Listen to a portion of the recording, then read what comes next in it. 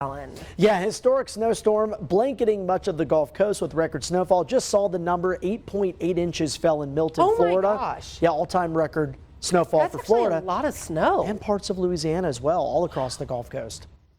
Now, New Orleans hasn't recorded that much snow since 2009, and they recorded more than 3 inches. So the city busy preparing all week for those freezing temperatures.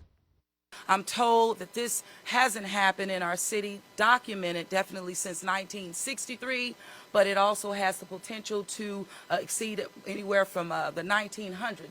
Well, let's give you a live look in New Orleans. You can see the ice and snow on the ground, schools, businesses, and airports. Oh, they're all closed. They're all disrupted.